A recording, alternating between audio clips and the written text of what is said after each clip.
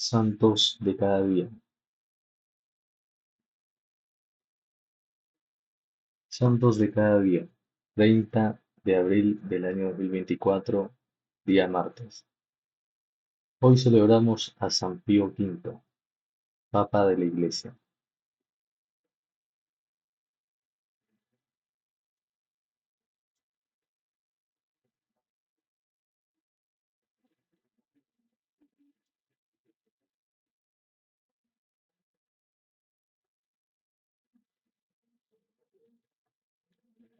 Probablemente sea uno de los papas dominicos más conocidos. Nace en Alessandría, profesa en la orden a los 17 años y a partir de los 41 es llamado a Roma por el Papa. Allí, después de ejercer como comisario general del Santo Oficio, es nombrado obispo y más tarde hecho cardenal. Es elegido papa en el año 1566, con 62 años, y con un talante sobrio y sencillo. Lleva la sede de Pedro el estilo de los frailes predicadores. Encomendará la batalla y la victoria de la Santa Liga sobre los otomanos en Lepanto a la Virgen del Rosario, el 7 de octubre de 1571, y morirá en Roma el 1 de mayo de 1572.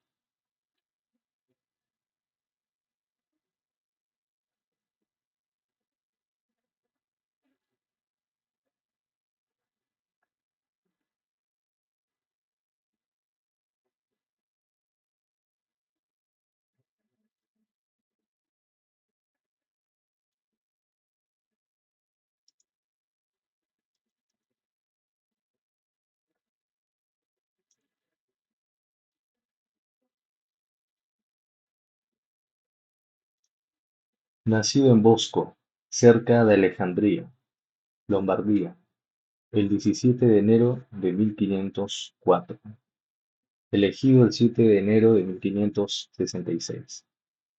Murió el 1 de mayo de 1572. Era de una pobre, aunque noble familia. Su destino habría sido ejercer de comerciante, pero fue acogido por los dominicos de Boguera, donde recibió una buena educación y fue adiestrado en una piedad sólida y austera. Ingresó en la orden, fue ordenado en el año 1528 y enseñó teología y filosofía durante 17 años. Entretanto fue maestro de novicios y en varias ocasiones elegido prior de diferentes casas de su orden, en las que se esforzó por desarrollar la práctica de las virtudes monacales y extender el espíritu del santo fundador. Fue un ejemplo para todos. Ayunaba, hacía penitencia, pasaba muchas horas por la noche en meditación y oración, viajaba a pie, sin capa, en silencio profundo o hablando únicamente a sus compañeros de las cosas de Dios. En 1556 fue nombrado obispo de Sutri por Pablo IV. Su celo contra la herejía lo ocasionó ser reelegido como inquisidor de la fe en Milán y Lombardía, y en 1557 Pablo IV le nombró cardenal e inquisidor general para toda la cristiandad. En el año 1559 fue transferido a Mondovì, donde restauró las purezas de la fe y la disciplina, gravemente dañadas por las guerras del Piamonte. Frecuentemente llamado a Roma, mostró su firme celo en todos los asuntos en que fue consultado. Así ofreció una insuperable oposición a Pío IV, cuando éste quiso admitir a Fernando de Medici, entonces con solo 13 años, en el Sacro Colegio. De nuevo fue él quien derrotó el proyecto de Maximiliano II, emperador de Alemania, de abolir el celibato eclesiástico. A la muerte de Pío IV fue, a pesar de sus lágrimas y súplicas, elegido papa con un gran alegría de toda la Iglesia. Comenzó su pontificado, dando gracias limosnas a los pobres, dando grandes limosnas a los pobres, en lugar de repartir sus gratificaciones de modo casual con sus predecesores.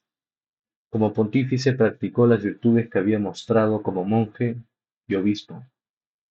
Su piedad disminuyó y a pesar de los pesados trabajos y angustias de su cargo, hacía al menos 2 meditaciones diarias, postrado de rodillas, en presencia del Santísimo Sacramento. En su caridad visitó hospitales y se sentaba al lado de la cama del enfermo, perdón, y se sentaba al lado de la cama del enfermo, consolándoles y preparándoles para morir. Lavó los pies de los pobres y abrazó a los leprosos. Se comenta que un noble inglés se convirtió al verle besar los pies de un mendigo cubiertos con úlceras. Era muy austero y desterró el lujo de su corte, elevó el orden moral. Trabajó con su amigo íntimo, San Carlos Borromeo, para reformar el clero. Obligó a los obispos a que residieran en su diócesis y a los cardenales a llevar vidas de simplicidad y piedad. Disminuyó los escándalos públicos relegando a las prostitutas a barrios distantes y prohibió la lidia. Reforzó la observancia de la disciplina del Concilio de Trento, reformó el Cister y apoyó las misiones del Nuevo Mundo. En la bula In Cene Domini proclamó los principios tradicionales de la Iglesia Roma y la supremacía de la Santa Sede sobre el poder civil. Pero el gran pensamiento y la preocupación constante de su pontificado parecen haber sido la lucha contra protestantes y turcos. En Alemania apoyó a los católicos oprimidos por los príncipes heréticos. En Francia animó la Liga con sus consejos y con ayuda pecuniaria. En los Países Bajos apoyó a España. En Inglaterra finalmente excomulgó a Isabel, abrazó la causa de María Estuardo y la escribió para consolarla en prisión. En el ardor de su fe no dudó en mostrar severidad contra los disidentes cuando fue necesario y en dar un nuevo impulso a la actividad de la Inquisición, por lo que se ha inculpado por ciertos historiadores que han exagerado su conducta. A pesar de todo lo que en ellos había a su favor, condenó los escritos de Baius, quien acabó sometiéndose. Trabajó incesantemente por unir a los príncipes cristianos contra el enemigo heredado, los turcos. En el primer año de su pontificado, ordenó un jubileo solemne, exhortando a los creyentes a la penitencia y a la limosna para obtener de Dios la victoria.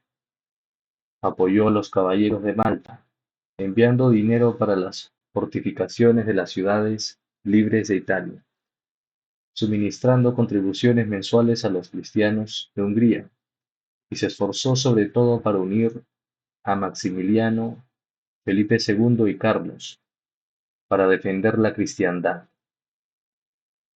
En el año 1567, con el mismo propósito, recogió de todos los conventos el diezmo de sus réditos. En 1570, cuando Solimán II atacó Chipre, amenazando toda la cristiandad occidental, no descansó hasta unir las fuerzas de Venecia, España y la Santa Sede. Envió su bendición a don Juan de Austria, comandante en jefe de la expedición, recomendando que dejara atrás a todos los soldados de mala vida y prometiéndole la victoria si así lo hacían. Pidió oraciones públicas y aumentó sus propias súplicas al cielo. En el día de la batalla de Lepanto, el 7 de octubre de 1571, estaba trabajando con los cardenales, cuando, de repente, interrumpiéndose su trabajo, Abriendo la ventana y mirando al cielo, exclamó: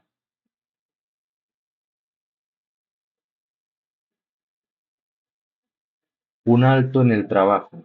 Nuestra gran tarea ahora es dar gracias a Dios por la victoria que acaba de dar el ejército cristiano". Estalló en las lágrimas cuando oyó hablar de la victoria, que dio al poder turco un golpe del que nunca se recuperó. En memoria de este triunfo instituyó el primer domingo de octubre la fiesta de Rosario, y agregó a la letanía de Loreto la súplica ayuda de los cristianos. Deseaba acabar con el poder del Islam, formado, formando una alianza global de las ciudades italianas, Polonia, Francia y toda la Europa cristiana. Y había empezado las negociaciones para este propósito cuando murió de litiasis, repitiendo: "Oh Señor, aumenta mis sufrimientos y mi paciencia. Oh Señor, aumenta mis sufrimientos y mi paciencia". Dejó un recuerdo de una virtud poco común y de una integridad inagotable e inflexible. Fue beatificado por Clemente X en el año 1672 y canonizado por Clemente XI en 1712.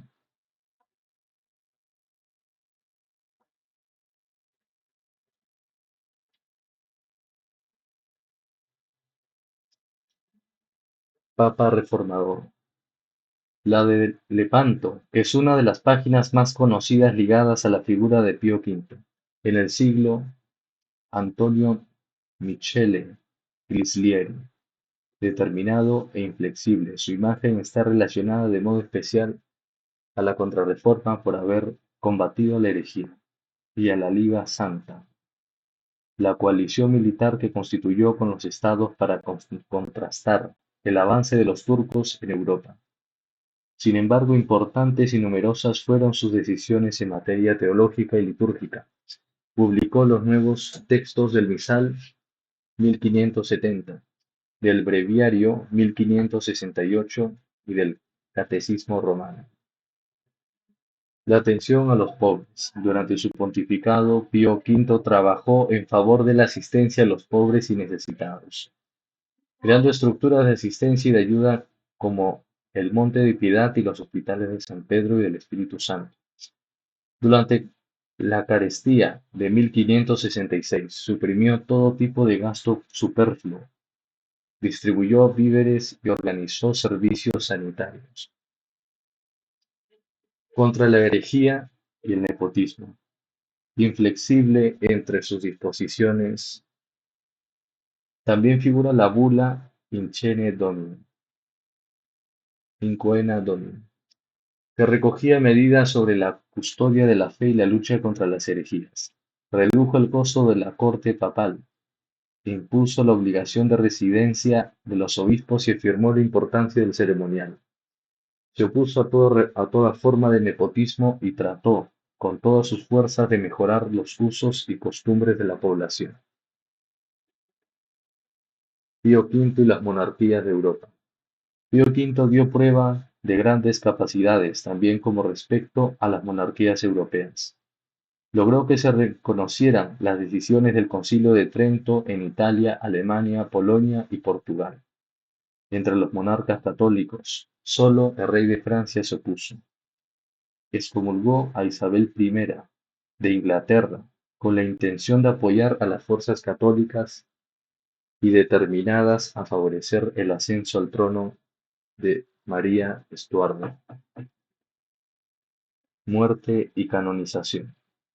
Agotado por una larga enfermedad, murió el 1 de mayo de 1572. Sus restos descansan aún en la Basílica de Santa María la Mayor en Roma. Fue beatificado 100 años después del Papa Clemente X, el 27 de abril de 1672, y canonizado el 22 de mayo de 1712.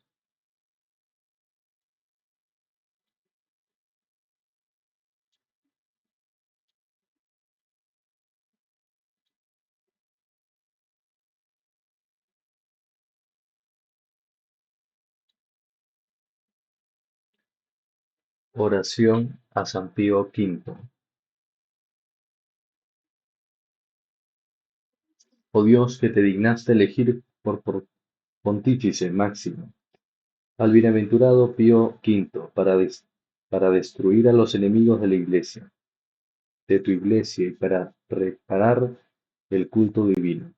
Defiéndenos con tu protección para que, libres de las acechanzas de nuestros enemigos, gocemos en tu servicio de una paz perpetua y estable.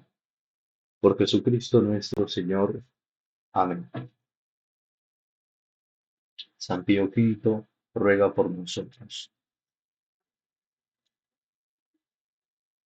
San Pío V, ruega por nosotros. San Pío V, ruega por nosotros.